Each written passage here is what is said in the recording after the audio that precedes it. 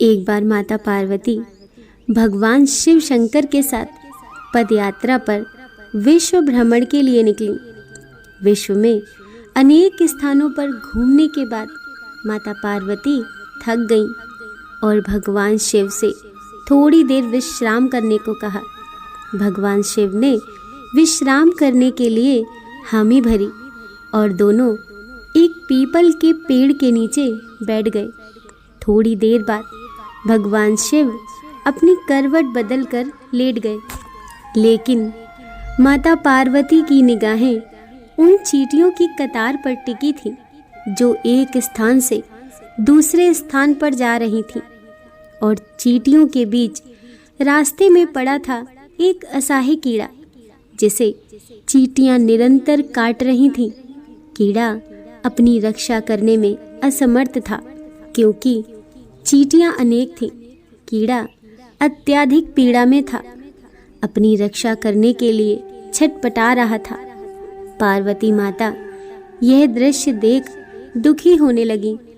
माता कैसे न कैसे उस कीड़े की पीड़ा मिटाना चाहती थी, लेकिन खुद करने में असमर्थ थे। तो माता पार्वती ने कीड़े को इस समस्या से निजात दिलाने के लिए भगवान शिव से प्रार्थना की। भगवान शिव ने खड़े होकर उसकी ओर देखा तो उन्होंने माता पार्वती को समझाया कि इस पर अपना ध्यान मत दो, यह किसी पीड़ा में नहीं अपितु अपने कर्मों का फल भोग रहा है। लेकिन पार्वती माता अपने कोमल हृदय से इस कठोर और पीड़ादायक दृश्य को देखकर काफ़ी दुखी हुई। उन्होंने भगवान शिव से उस कीड़े की पीड़ा मिटाने के लिए लगातार प्रार्थना की, लेकिन भगवान उन्हें समझाते रहे कि इस पर ध्यान केंद्रित मत करो, यह अवश्य ही अपने कर्मों का फल भोग रहा है। भगवान शिव ने इस समस्या से छुटकारा पाने के लिए माता पार्वती को वहाँ से कहीं दूसरे स्थान पर चलने के लिए कहा ताकि उनका ध्यान वहाँ से हट सके। लेकिन माता पार्वती ने भी हट कर रखा था।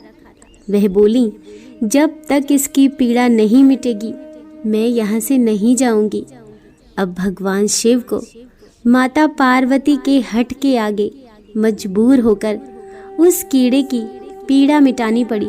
भगवान शिव बोले, पार्वती ठीक है, मैं इसका कष्ट मिटा रहा हूँ, मगर बाद में यह कुछ गड़बड़ करे तो तुम मुझे दोष मत देना। माता पार्वती ने कहा, ठीक है महाराज, पहले आप इसका कष्ट मिटाएं। फिर भगवान शिव ने अपनी शक्तियों से उस कीड़े को राजा, चींटियों को उसकी प्रजा और उनके लिए बहुत ही सुंदर नगरी बना दी, जिसमें राजा का आलीशान महल था।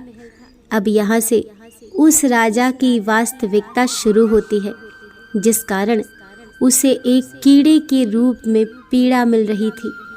अब जब सब कुछ बनकर तैयार हो गया, तब भगवान शिव ने राजा से कहा, भाई अब तू अपना राजपाट संभाल, हम चलते हैं। लेकिन राजा अपने व्यवहार से बड़ा ही घमंडी और चरित्रहीन व्यक्ति निकला। उसने माता पार्वती की सुंदरता पर मोहित होकर उनका हाथ पकड़ लिया और भगवान शिव का यह कहकर अपमान किया कि तू एक योगी, वन वन भटकने वाला एक साधारण सा ब्राह्मण, भला तेरे साथ यह सुंदर स्त्री कैसे रह सकती है? इसकी जगह तो मेरे महल में है, जिसे मैं अपनी रानी बना लूँगा। यह एक राजा की रानी ही बन सकती है, ना कि एक साधारण से योगी की, जिसे ना अपने आज का पता है ना कल का। अब मेरी बात सुन और यहाँ से चुपचाप चला जा, ये मेरी रानी बनेगी। भगवान शिव ने राजा को बहुत समझाने की कोशिश की और बोले, ये मेरी पत्नी है, तो अपना राजपाट संभाल, तुझे हजारों रूपमती मिल जाएंगी। भगवान शिव ने उसे खूब समझाने की कोशिश की, लेकिन राजा अपनी जिद पर अड़ा रहा। तो भगवान शिव ने कहा, ठीक है, तुम इसे अपनी रानी बना लो, मैं चलता हूँ। यह बात सुनते ही माता पार्वती भगवान शिव के चरणों में गिर गई और बोली, स्वामी, आप मुझे इस दुविधा में छोड़कर कैसे जा सकते हैं?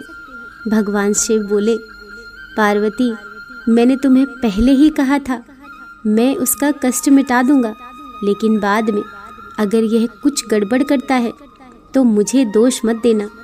माता पार्वती ने कहा, नाथ, मुझे क्षमा करें जो मैं कर्म सिद्धांत को नहीं पहचान सकी। अब मैं समझ गई कि ये घमंडी और चरित्रहीन मानव अपने पिछले जन्म के कर्मों का फल भोग रहा था।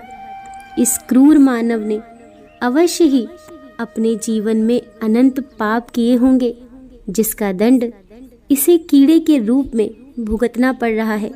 भगवान शिव प्रसन्न हुए कि चाहे पार्वती ने सिद्ध करके ही इसके कष्ट मिटाना चाहा, परंतु अब एक कर्म सिद्धांत को समझ चुकी थी। फिर भगवान शिव ने अपनी शक्तियों से परिस्थितियां पहले जैसी कर दी। राजा को वही कीड़ा और प्रजा को वही चींटियां बनाकर उसके कर्म सिद्धांत को उसके हाल पर छोड़ दिया। अब माता पार्वती भी राजी राजी भगवान शिव के साथ अपना भ्रमण पुनः प्रारंभ करने के लिए चल पड़े। दोस्तों, कहानी पसंद आई हो तो वीडियो को लाइक कीजिए, चैनल को सब्सक्राइब कीजिए। मिलते हैं अगली कहानी के साथ।